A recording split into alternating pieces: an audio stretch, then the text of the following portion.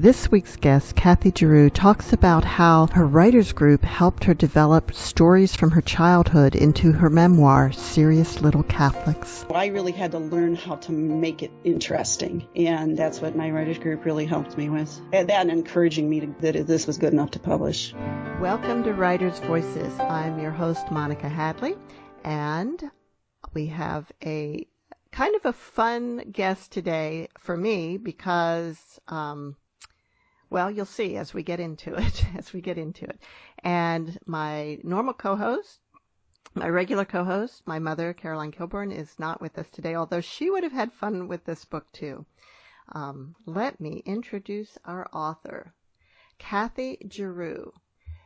She was born in Washington, D.C. to a family of natural storytellers and has expressed her intellectual, creative, and spiritual curiosity through multiple reinventions.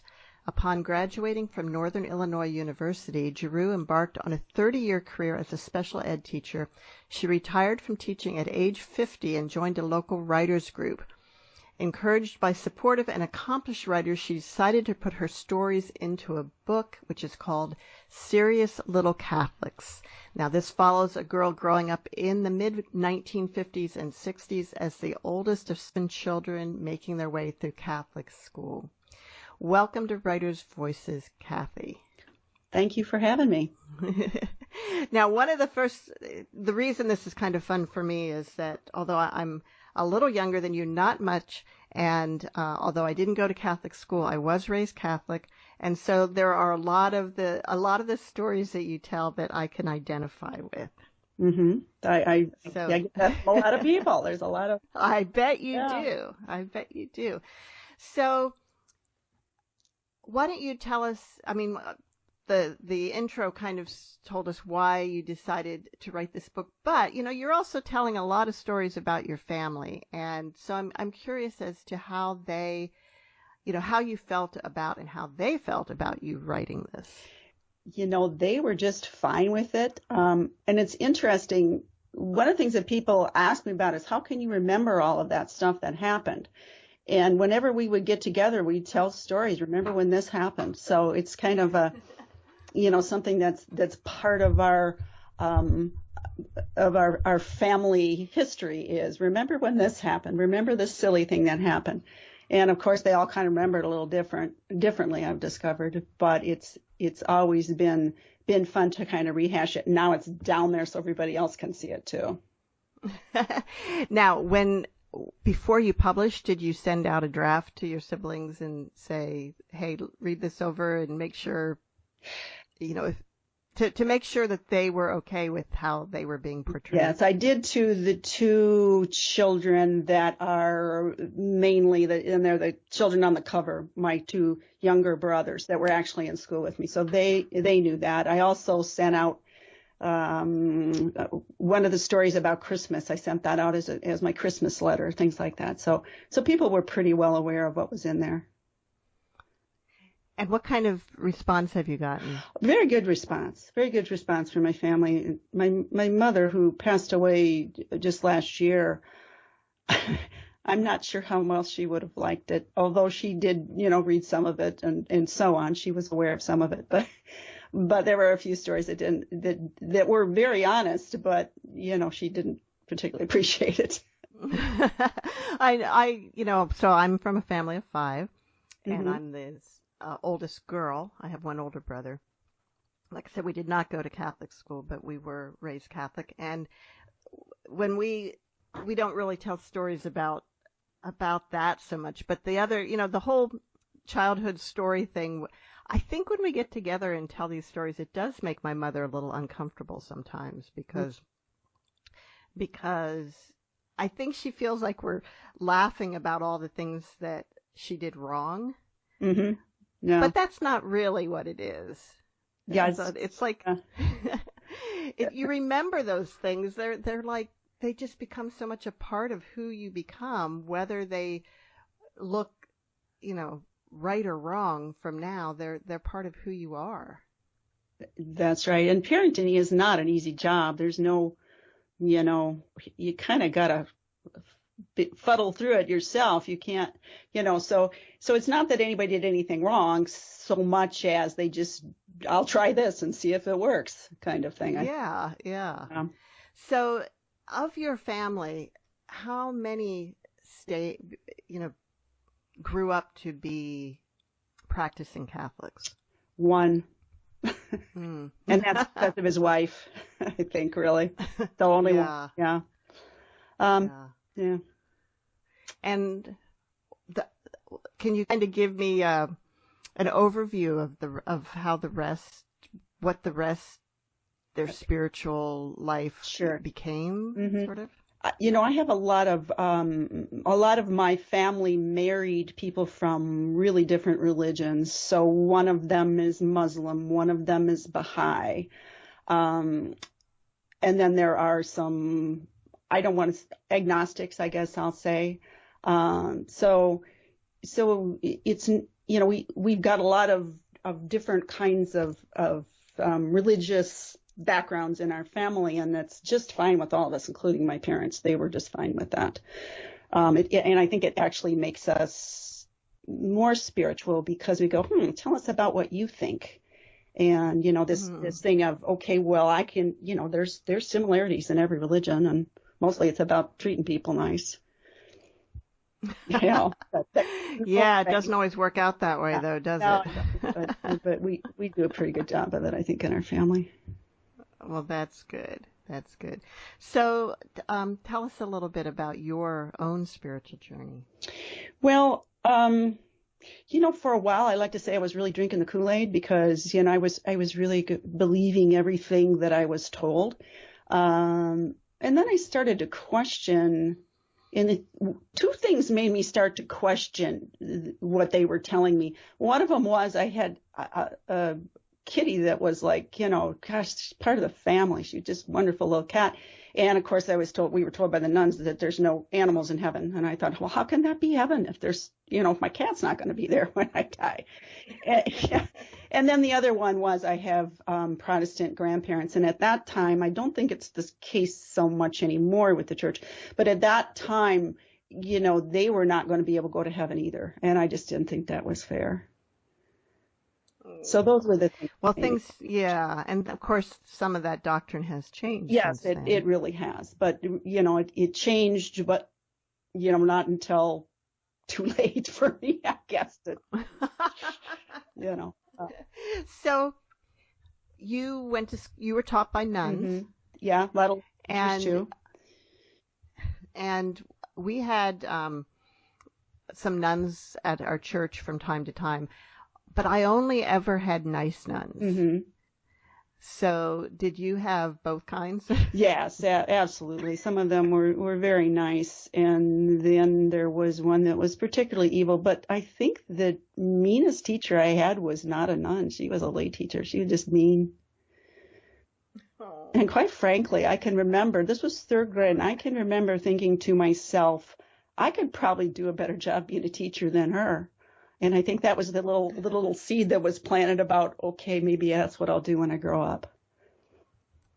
And in your bio, it said that you taught special ed. That's a pretty challenging, I would expect, type of teaching. Yeah, it was. There was a lot of, it was in a middle school. So actually I had middle school students that I had to teach one little 20-minute class to, and I was so glad to give them back. Because my special ed kids loved me. Yeah.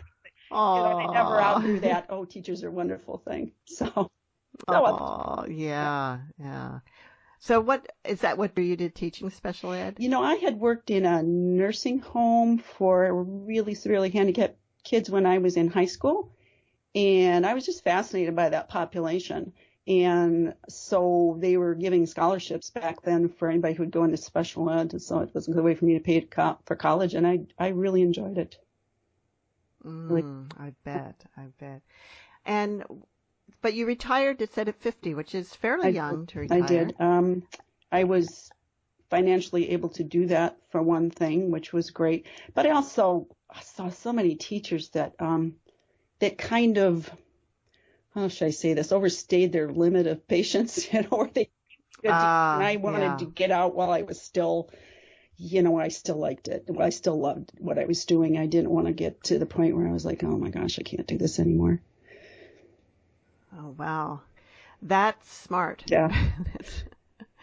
So you retired and you joined a writer's Mm-hmm. group, but did you think right away, I want to work on a book? Or tell us a little bit about how that came about. Well, I had always liked writing. I can remember trying to write a story when I was, really young, but my spelling is so terrible that I just kind of gave up. So now that there's spell check, I went, I'm going to do this. And it was interesting because I thought, I know how to write. I wrote all kinds of stuff. Mostly it was, incident reports and IEPs and stuff, from school, was all nonfiction. So I really had to learn how to make it interesting. And that's what my writers group really helped me with. And that encouraging me that this was good enough to publish. How did you find your writers group? I got invited by a woman that I knew. She said, because I had been playing with writing, I wrote a book that ended up being pretty terrible that's still on the shelf. But anyway, she said, you should join the writing group. So she actually invited me into it. And tell me a little bit more about how the structure of it and how it works. We get together every other week and we write something or not, and we read it to everybody and they critique it, and then we do it all over again. So do you write during the meetings, or you bring something from before? We bring something, enough copies for everyone to have one, and to make comments all over, write all over it, make comments, yeah. And how many people? Right now, I think we have 15 in the writing group. Not everybody comes all the time. Well, that's fairly large. Now, are any of them other than you published writers at this point? Yes. 2 of them are traditionally published. We have a couple of people, I think, that have self-published. Wow. And what type of writing is it? Yours is memoir. Mm-hmm. There's another memoir. The kind of leader of the group is writing a memoir about her husband who passed away of cancer. So she's writing how that process was. She hasn't published it yet, but she's going to do it, I think. And then one was historical romance. Another one is a bunch of short stories that are kind of around the theme of, the title of it is The Good Dishes. So they all have something about dishes in them. Oh, yeah. So that's really kind of interesting because my sister always had this idea for a children's story about the dish at the bottom of the stack that never gets used. Oh, poor sad little dish. That does sound like a kid's story. Yeah. So, what is your writing process like, Kathy? My writing process is to just put everything down and don't edit it. Just write it. Just write it. And I'll write, a chapter or 2, and then I'll go back and I'll fine tune it. And then I'll, write some more and then fine tune it. I spend an awful lot of time on rewriting, and I like to kind of rewrite as I go rather than write a first draft that's not any good, the whole thing. I think it's a little easier when you've got, these are basically little short stories that get put together. That's an easier thing than writing a novel. And I also didn't write these in any kind of order. I went, I remember that. That'll be funny. Or one of my siblings will say, remember when this happened? I go, oh yeah. So I kind of had to then take all of these and go, okay, let's put these in a chronological order. I thought that was a logical thing to do. That does make a lot of sense. So you're starting in kindergarten? Yes. Yeah. And you go clear through 8th grade. High school. 8th grade. Yeah. 8th grade. Okay. And so you weren't in Catholic school anymore after 8th grade. Is that why you stopped at that point? Yeah, I think so. And it just felt done. It felt like it was done. It felt like high school would have to be a whole nother book. So why don't you share a couple of stories? Share one from the earlier years and and then maybe one from your middle school years. So I'm going to read the first one, and it's called Devil in the Rhubarb. And it takes place kindergarten in 1956. Sister Felicia, my first catechism teacher, was so serious. Then a great big snake slithered down the trunk of the tree of knowledge and spoke to Eve. Take a bite of my nice juicy red apple, he tempted her. Sister stopped to make sure we were listening. Now, Eve knew that God told Adam they could eat anything in the garden they wanted except the apples from this special tree. But the snake was so charming and told such clever lies that she took a bite anyway. You see, that snake was really the devil. I was already in kindergarten, and along with learning to write my name, count to 100, and color inside the lines, I was learning to be a Catholic. It was a complicated process with prayers to memorize, rules to follow, and now this, the devil.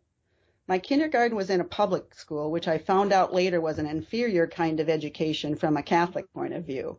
So I was getting my catechism from Sister Felicia, a scrawny old nun at St. Mary's. I'd been going to class an hour before Mass every Sunday for almost 2 years now.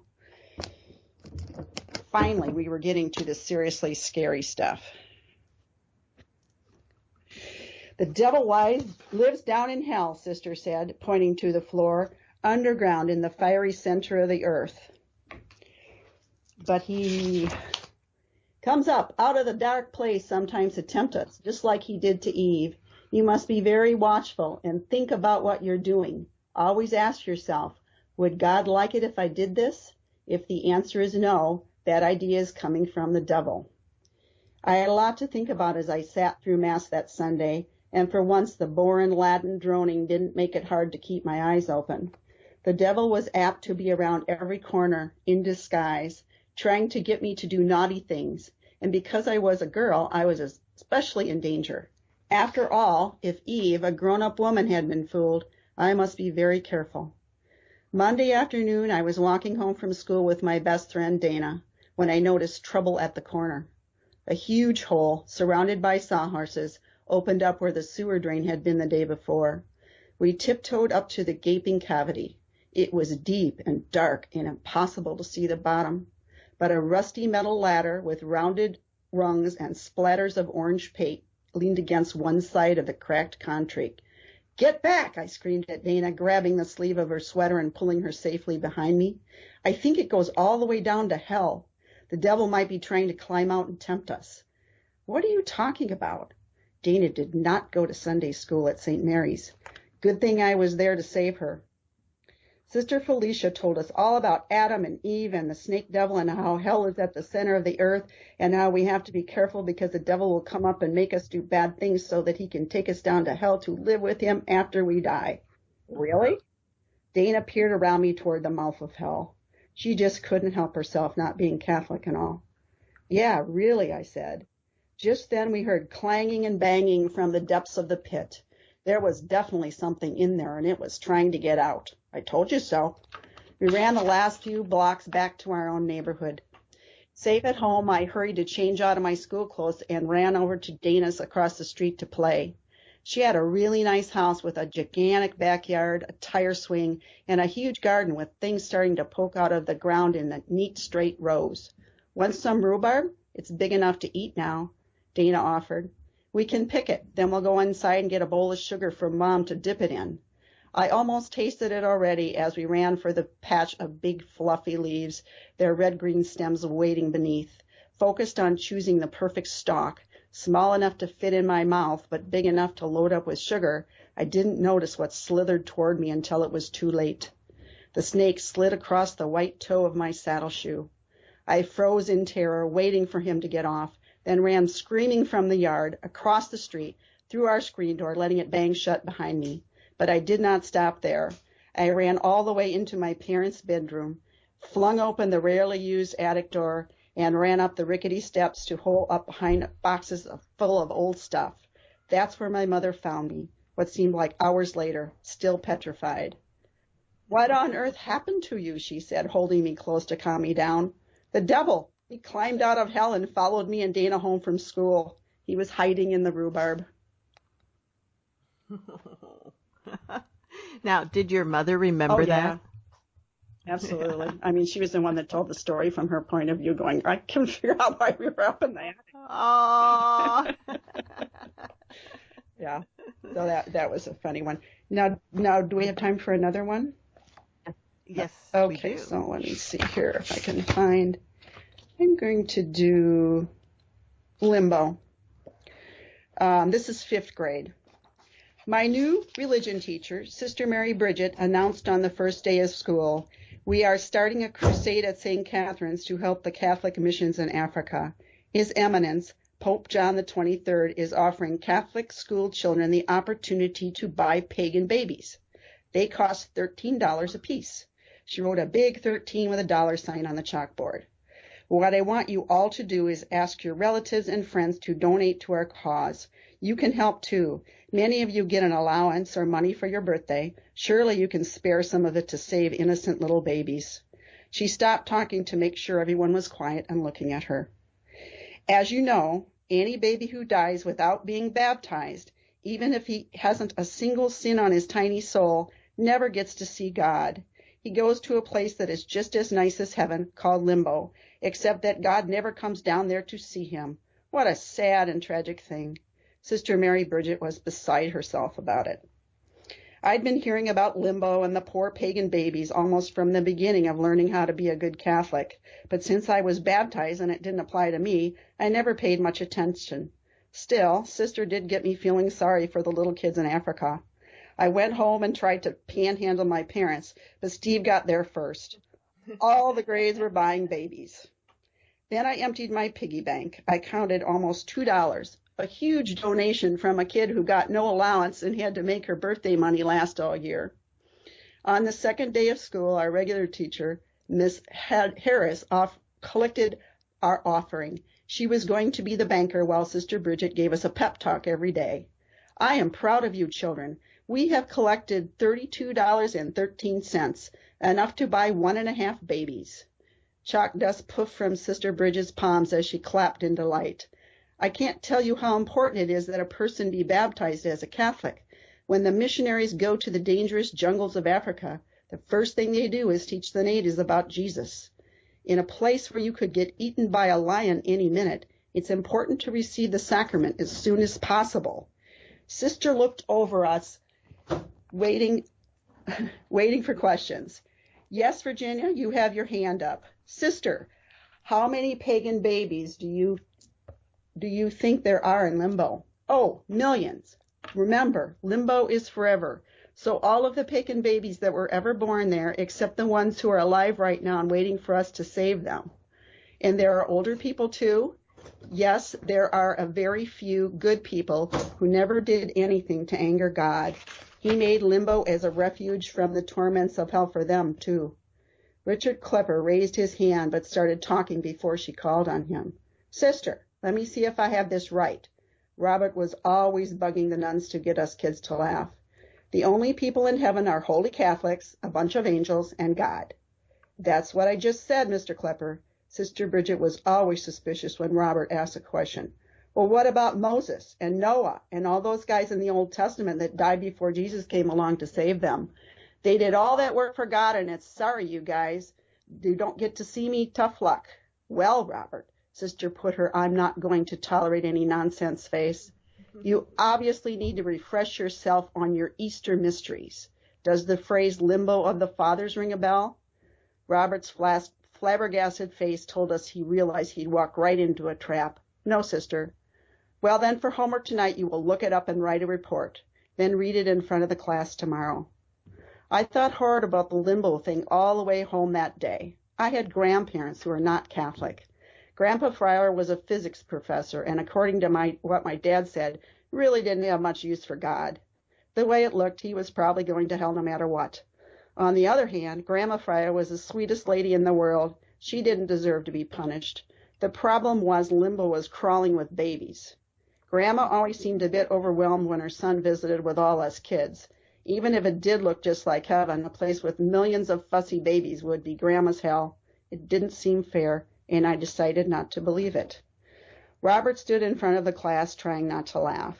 The limbo of the fathers was the abode of people who, before Jesus' resurrection, had died in the friendship of God, but had to wait for Jesus Christ to open heaven's gates.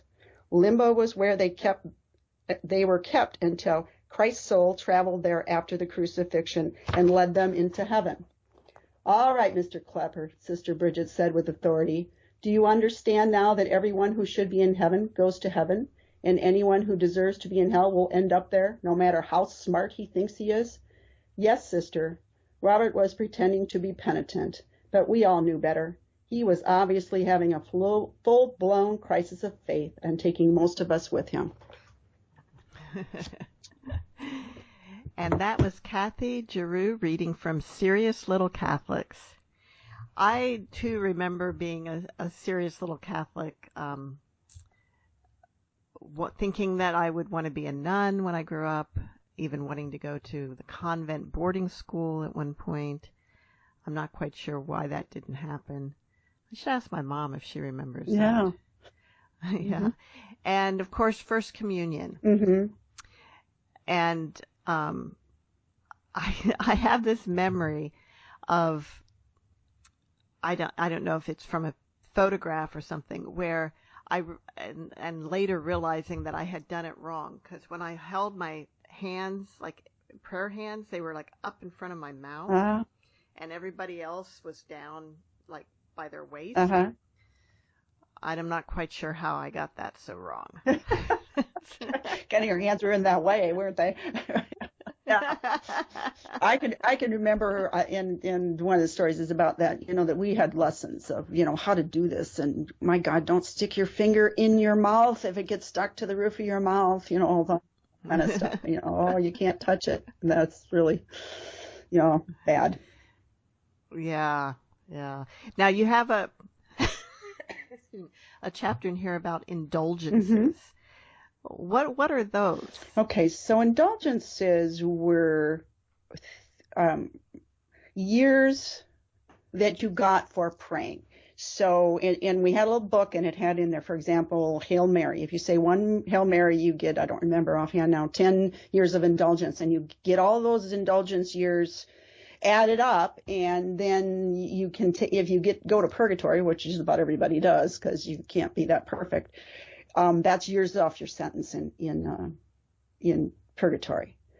And that was one of the things that Martin Luther didn't like about the Catholic Church, because they were actually selling indulgences. So other people would pray for you. You'd pay them to pray for you, and then you'd get the indulgences so that you could go right to heaven. So that's what that was about. And I actually found that out and decided to start writing stuff down. And then, of course, later on, I think I was in, I can't remember, 8th grade maybe, where they took those indulgences away. And I'm like, all that praying for nothing. So when you say they took them away, what does that mean? They just said you can't do that anymore. That we're not going to have indulgences anymore. It was one of the, every once in a while they change the rules. The Pope changes the rules. That was one of those. I think it was a Vatican Council or something. I can't exactly remember it offhand. I'd have to look it up. But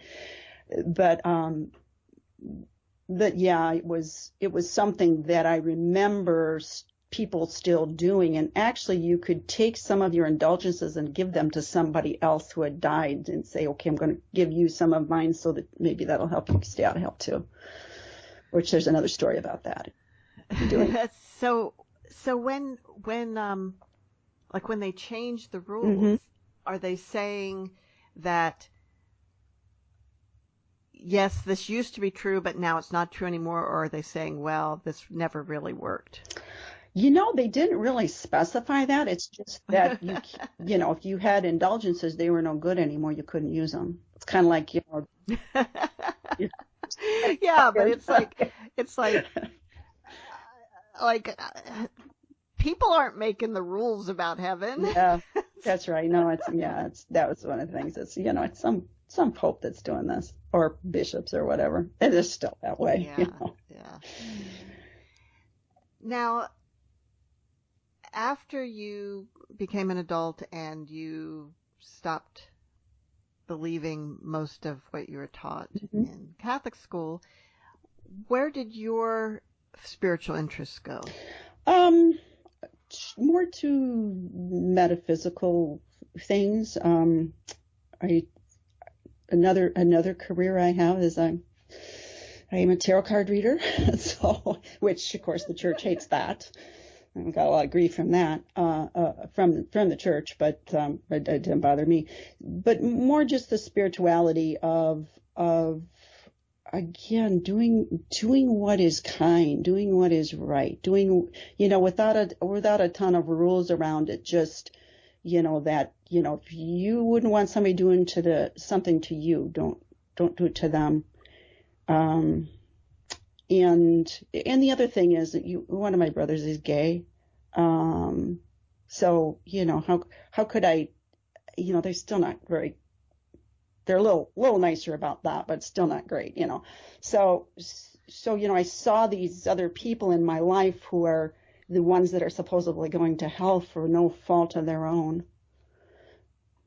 So, yeah. Now, a lot of that belief has sort of been modified in the church too, hasn't it? Particularly with this newer pope, it has. Mm-hmm.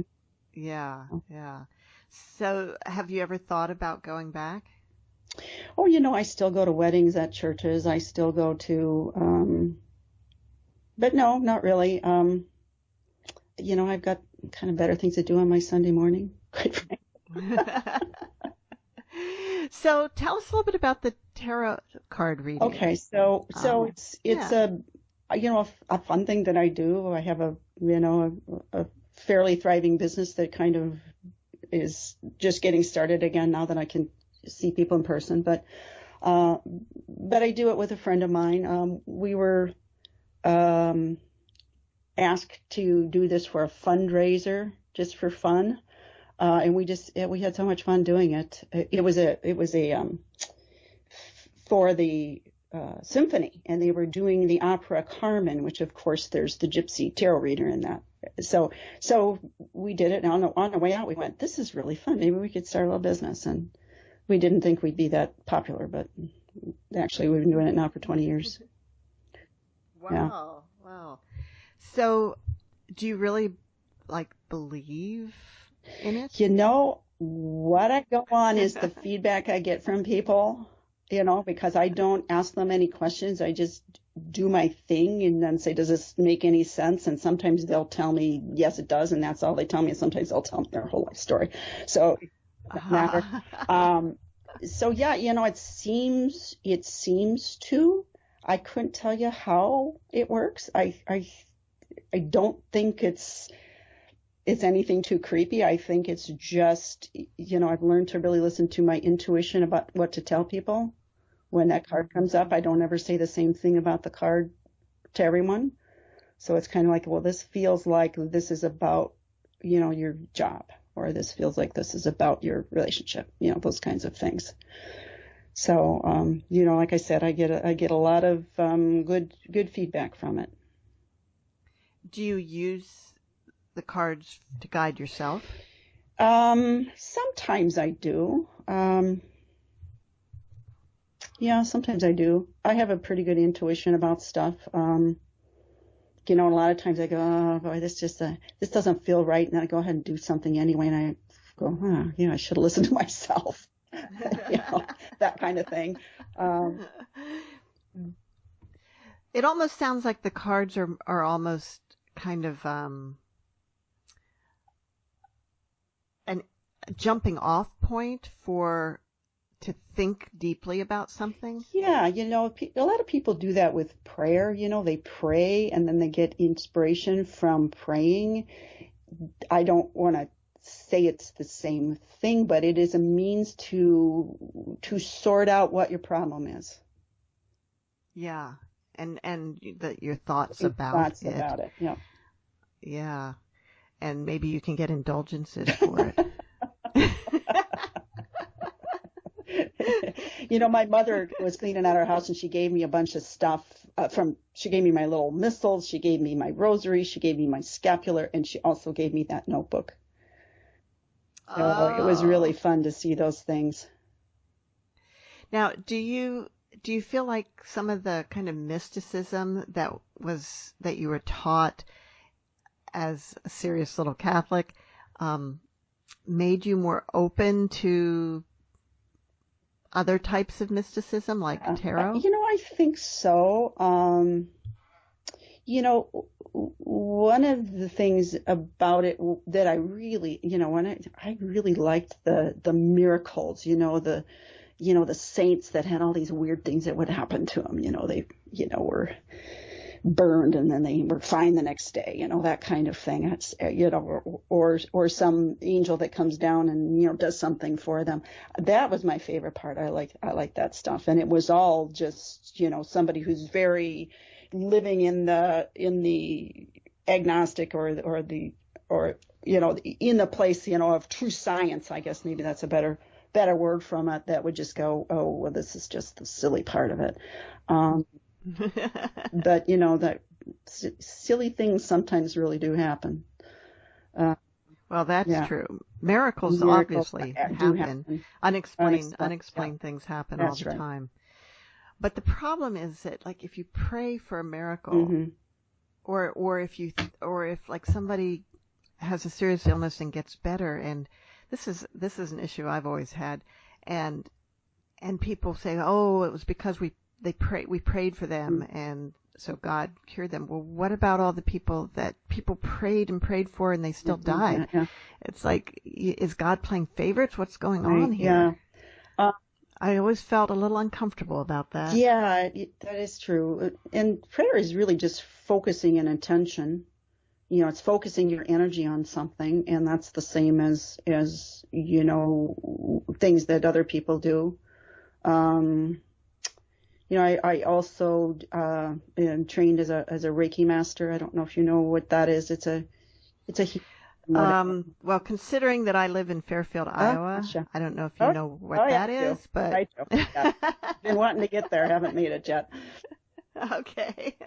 Yeah. So yes, I know what Reiki is, but go on and explain it for those who might not. So that is, and it does sometimes work. Again, it doesn't always, but I've seen some kind of really interesting results of doing that, and I think that is kind of a prayer also, and it's about, first of all, believing that it's possible, and also giving it your intention to do what is the best for the person, because sometimes the best thing for the person may not be to get better. That may not be what their destiny is, or whatever you want to call it, or it may be that it's just not, it's their time to go. So, but I have seen things happen that I go, boy, that's really amazing. Because sometimes I kind of doubt it myself, I go, I'm just doing this. I have, I haven't had a lot of experience with Reiki, but I did have a friend who practiced it, and a couple of friends who practiced it, and I was going through something really, really challenging, and they did a session for me, and it did make a difference. Mm-hmm. Yeah. Yeah. I think it's, as with anything, it's worth a try. Yeah. Yeah. You're listening to Writers' Voices. I'm your host, Monica Hadley, and our guest today is Kathy Gereau, author of Serious Little Catholics. Now, you have, this is published by She Writes Press, and we've had a number of really excellent authors from She Writes. Can you tell us how it works? Okay, so She Writes is what they call a hybrid publisher.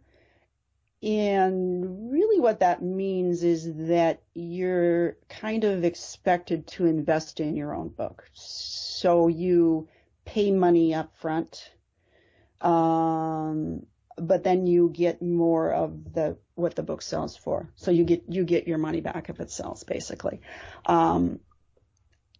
And for what you pay, you get edited, you get a cover made. You get a lot of services. You get a lot of workshops that tell you about marketing and things like that. You get suggestions about publicists that they've worked with before.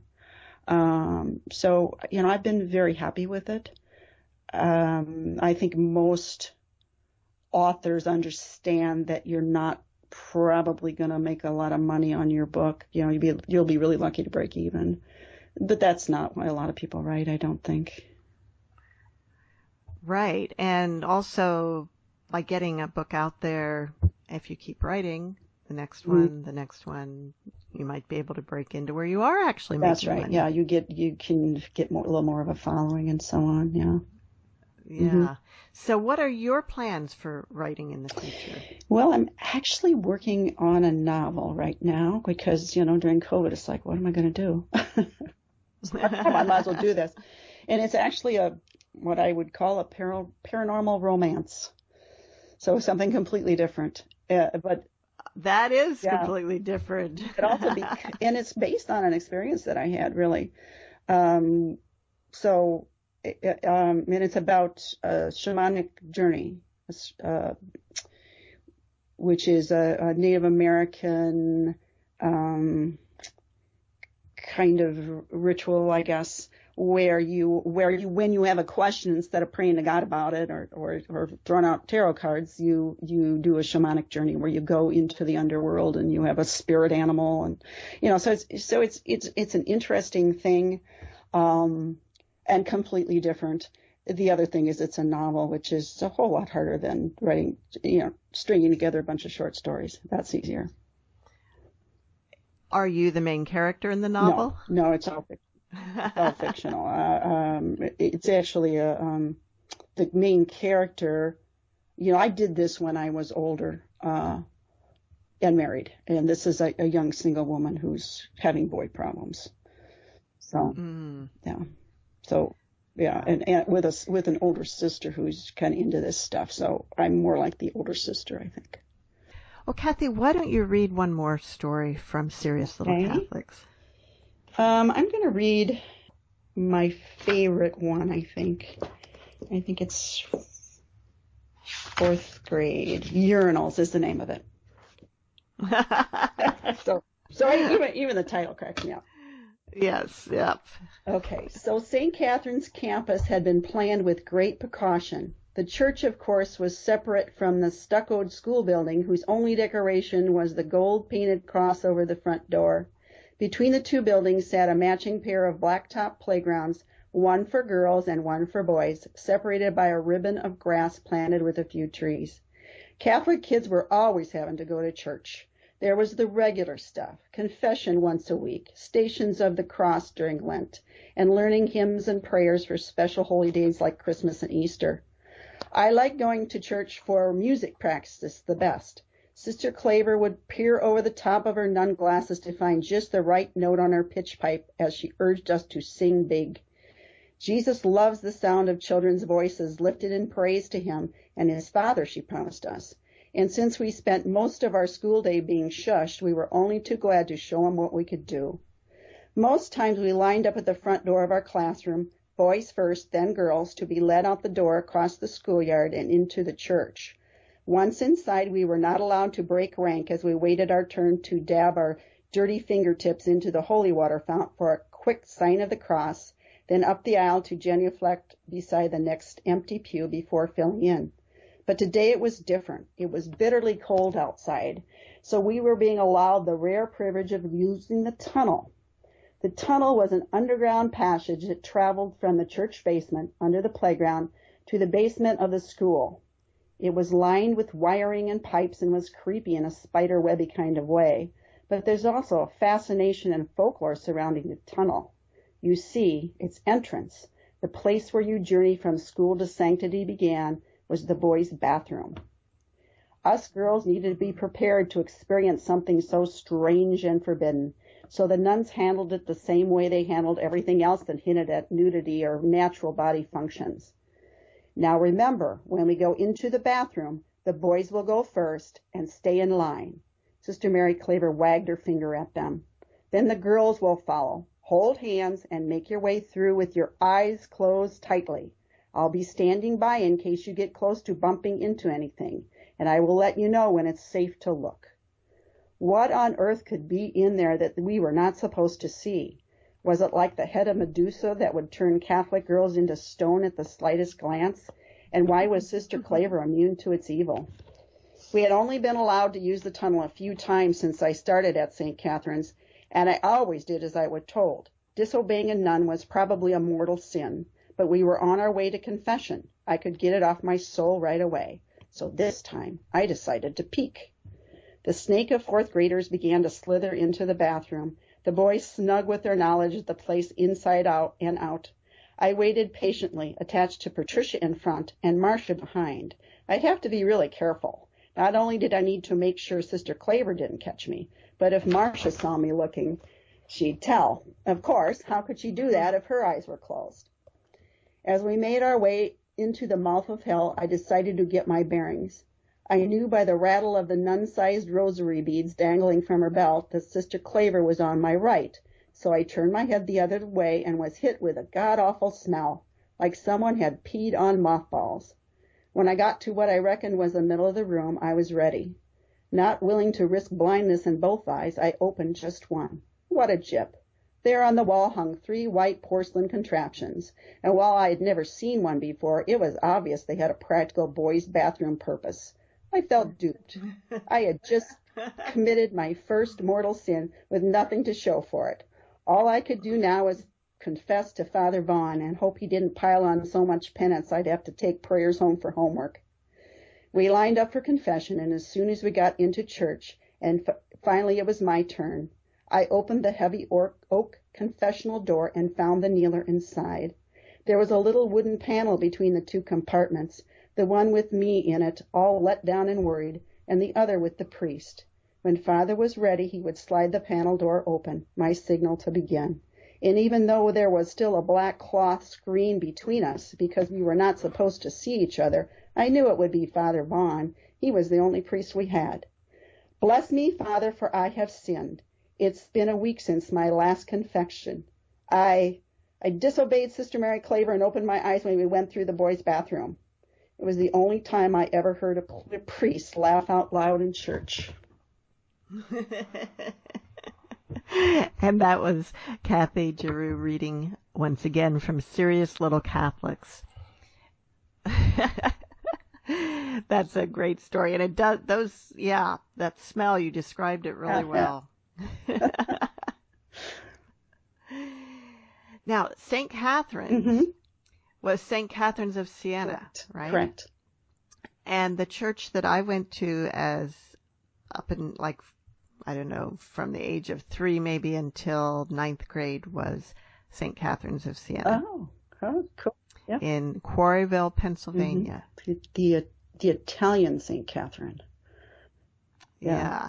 But you were named after a different St. Catherine. Yes, the Egyptian St. Catherine of Alexandria, who. And why did your mother choose her? She liked the name Catherine. That was actually her middle name, so she named me after herself. So it didn't have anything to do with Saint's name, I don't think. Oh, but in one of the stories, when you're supposed to write an essay or something about the saint you're named after, your mother said it was this Catherine. Why? Do you know why she chose that one? I don't. She didn't really tell me, but she must have gone through the same thing that I did. She didn't go to Catholic school, but she went to Sunday school, so she would have had the same kind of stuff. So I really don't know why. But she did tell me that, and I looked her up and I went, oh wow, this is good because this lady was a martyr and I kind of liked martyrs. So she had a big story. So I thought, what is her story? Let me think now. She, it was one of those things where somebody wanted to marry her, and she was a secret Catholic, and so they killed her because she wouldn't change her religion. And they tied her to a wheel, I think, because there's a Catherine wheel. It tied her to this wheel and on a chariot, and that's how she died. Oh my I know they were so cruel. As this crazy. That's pretty. Yeah, brutal. really. And the weird thing is, they teach little kids these really horrible, violent stories. Well, I was at monastery in their gift shop. Long story, but anyway, they had a book of it was a recipe book, and they actually had a Catherine wheel bread thing where you stuff wheel of bread, and I'm like, that's just terrible. Yeah. Kind of made me chuckle. There's a lot of things like that when you think about it. It's like, wow, this is sort of morbid. Mm-hmm. And a lot of times it's their father who did it to them.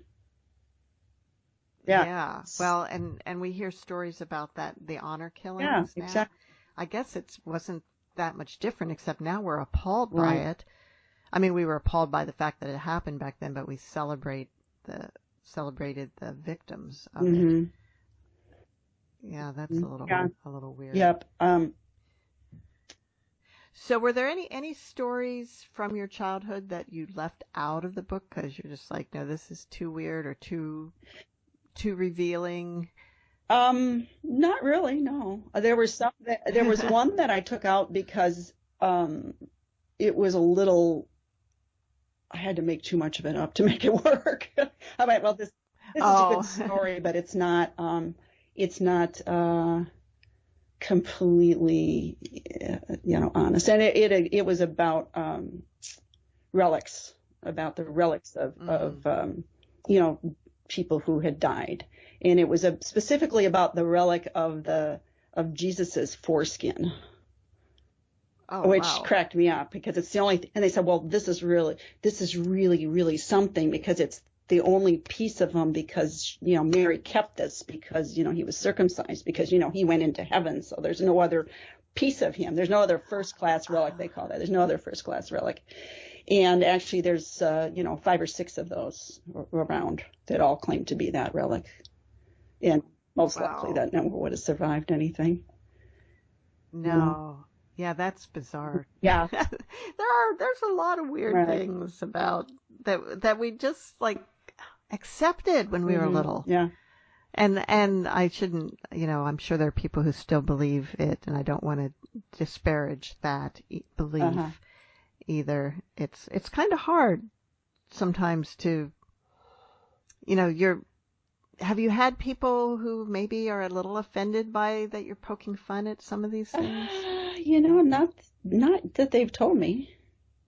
No, not really. I try and be, this is, I think writing it from the standpoint of being a child and being honest, well, here's what they said and here's how I feel about it. And, and also there's one place where I talk about this one nun who was kind of confused. So you never really knew if she just had things mixed up or not. Well, that's one of the things that I think impressed me about this story is that you are writing it from the perspective of a child, and it seems real. It seems like, yes, that's what you would have been thinking at that time. But how do you remember that? And, because you layer, when you look back on things in your childhood, you are layering on what you learned later and what you knew later. Yeah. Well, one thing is, and this is where kind of my training with the metaphysical has been helpful, because what you're kind of trained to do is to go back to a certain place and just be real in that moment. Put yourself back in that experience. And of course, my experience, people's experiences are not the same. But I can get pretty close to remembering even where I was sitting, where this happened, going back to the house where it happened in and stuff like that. So there's that. Plus, again, we talked about it a lot, with the kids when we get together. We still do. And we tell stories to our children and someday probably to our grandchildren when they're old enough to to understand it, how funny this stuff was.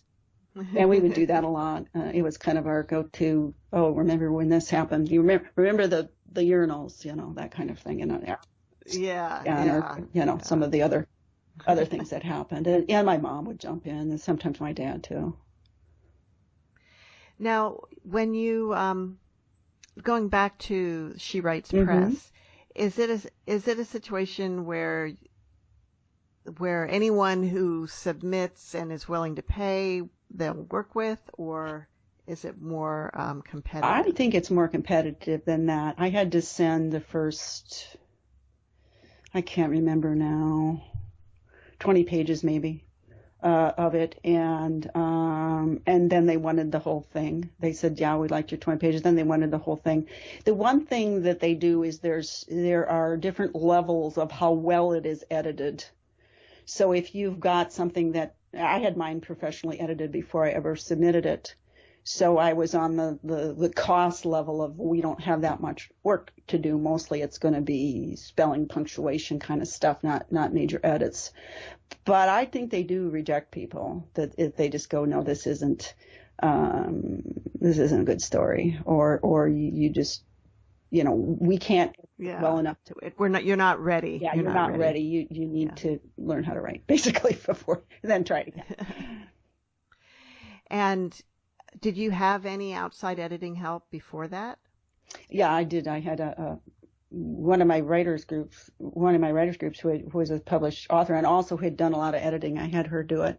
I paid her to do it, and it was, you do it and you think, oh, I've got everything is just perfect, and I didn't have one page that I hadn't made a mistake on. So I'm real glad I did. And a lot of it was punctuation. I always tell everybody, hey, I learned my spelling and punctuation from the nuns, so I don't expect it to be perfect. I never took any, writing classes in college or anything like that. I was, busy with special ed stuff. So. Right. But like you said, learning how to tell a story is actually kind of challenging. What did it for you? Just the feedback from the writers group, and being really, listening to somebody else and go, oh, that's how you do it.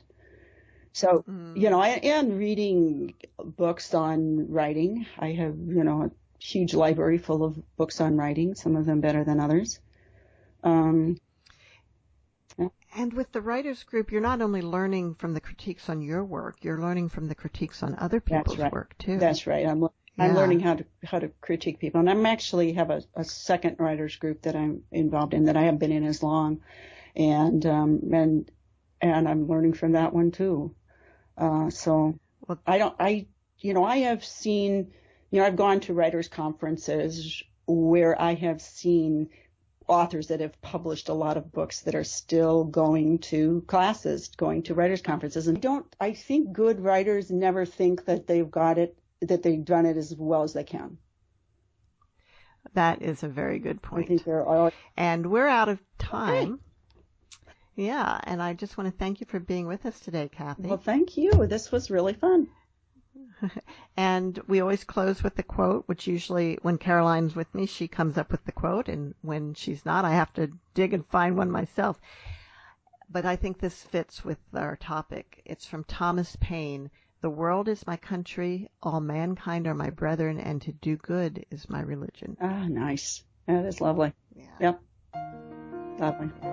And thank you. And see you all next week on Writers' Voices. Okay, thanks. Bye.